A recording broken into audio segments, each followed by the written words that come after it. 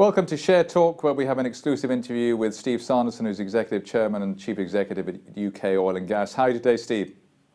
I'm very well, Zach. How are you? I'm very well. I'm dying to know what the latest is from Horse Hil. Can you enlighten us? Well, the latest is yet another success story in Horse Hil. We've just seen the resumption of oil production at Horse Hil. The first tanker from this 2018 extended well test left, I think, about 2 o'clock this afternoon. I was there. The whole team was there. You've probably seen the photos on our Twitter pages. So yeah, very good day, good milestone, good milestone. And is it time for Schadenfreude as far as the cynics and the doubters of UK Oil and Gas are concerned? Well, I thought we'd left all the cynics and doubters behind a long time ago. I mean, you know, seeing is believing, right? Right, and in terms of this milestone, what are the next steps? So what are we going to see for the rest of this year and going forward? Well, we have the remainder of our extended well test program, which is at least 150 days. We're in the first part of it. There are three parts. Obviously, the first is the Portland, the shallow conventional accumulation that we've just started the testing, and we've had resumption of oil production there. We've produced, 463 barrels as of last night. Then when we go forward into the next test sequence in the Portland, we probably have another 40 days or so, something like that, and then we'll be moving on to what I suppose everyone is really looking forward to, which is the two deeper Kimmeridge horizons.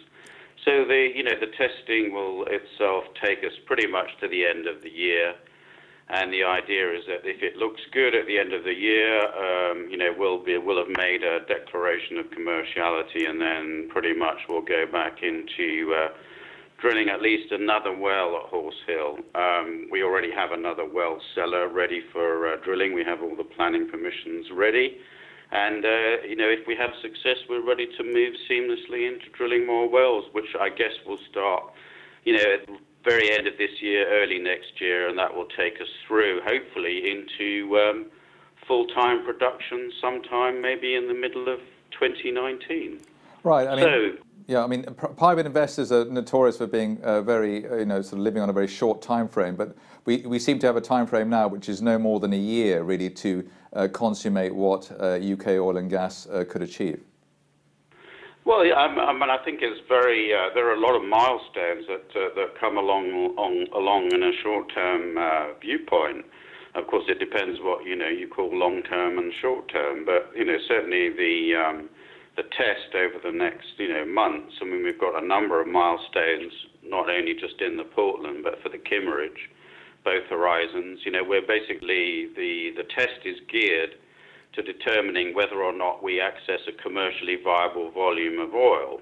So we're looking at potentially 3 declarations of commerciality in the coming months, and putting in a planning application for full-time production. We may preempt commerciality and do that towards the end of the summer. So the idea is that we'll have continual operations pretty much going through with our other assets to the end of 2019. And as you know, with operations you get good news flow. Well, of course, if you have success. But so that's the plan. I think for the short-term investor, there's plenty of news flow to keep people hungry for more, hopefully. A couple of points there. What is your definition of commerciality? I mean, what would be enough to sort of be a green light in terms of that? Well, the threshold for commerciality for an onshore well is actually very low.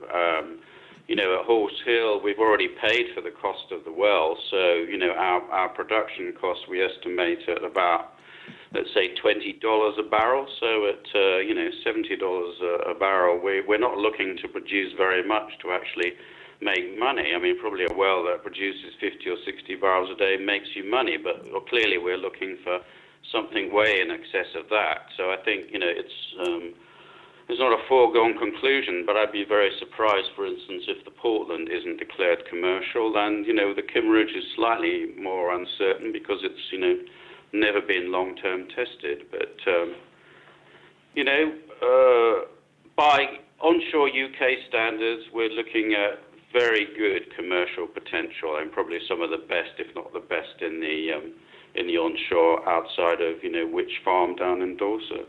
So a year down the line from now, if it was hundreds of barrels a day, you would be pleased, and you think private investors or investors in UKOG would be pleased?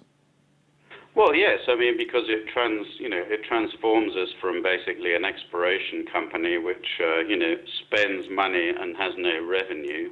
We get to the point where, you know, we actually have revenue coming in, which you know, makes us a real oil company. And you know, if we have that success, it means that we will then be drilling quite a number of more wells. And you know, each well we drill, the risk reduces, and you know, we can put them on stream and we can get more revenue. So essentially, we're looking in the next year or so from really transforming us from a pure exploration company into a company that has production and produces, you know, positive cash flow. So, and what's the end game for UKOG? Is it to, you know, just keep producing or trying to expand it within the area, or would it be a better fit as part of the portfolio of a larger player in the market?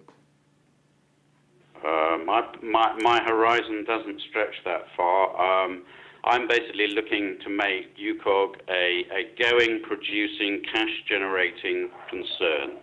Hopefully one of the bigger players, if not the biggest player in the UK onshore, and we'll take it from there. I mean, you know, we have the capability to be a producing company in our own right.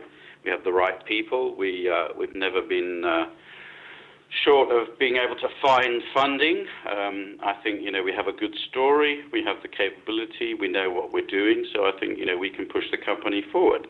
However, you know, I'm a realist. If someone comes knocking at the door with, you know, large volumes of cash that will make shareholders very happy, well, then that's something we'll have to consider when it happens. Steve Sanderson from UKOG, thank you very much indeed.